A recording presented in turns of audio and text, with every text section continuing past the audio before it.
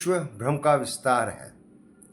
प्रत्येक आकृति के केंद्र में स्वयं ब्रह्म ही प्रतिष्ठित है।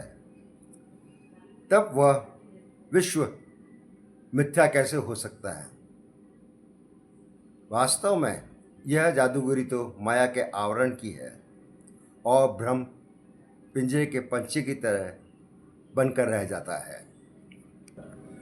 असंख्य बल तत्वों के आधारभूत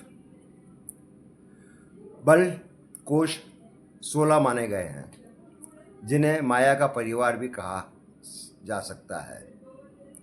माया, जाया, धारा, आप, हृदय, भूति, यज्ञ, सूत्र, सत्य, यक्ष, अभ्य, मोह, वय, वयुनाथ, वयुन, विद्या।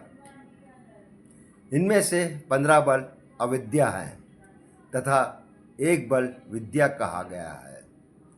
विद्या बल में रस प्रदान है, विद्या बल में बलों की प्रधानता है। इन शब्दों का सामान्य अर्थ है, माया संसार की भ्रमात्मक शक्ति है, जाया उत्पत्ति का सृजन की शक्ति है, धारा धारण करने वाली शक्ति है जो जगत को टिकाए रखती है, आप जल या जीवनदायी तत्व है, हृदय चेतना का केंद्र है, भूति संपत्ति ऐश्वर्य या प्रकट शक्ति है, यज्ञ त्याग और कर्म की शक्ति है, सूत्र वह जो सबको जोड़ कर रखता है जैसे प्राण या नियम, सत्य सत्य का सिद्धांत है, यक्ष रहस्यमयी अदृश्य शक्ति है, अभ्य शून्यता का या अप्रकट होने की स्थिति है,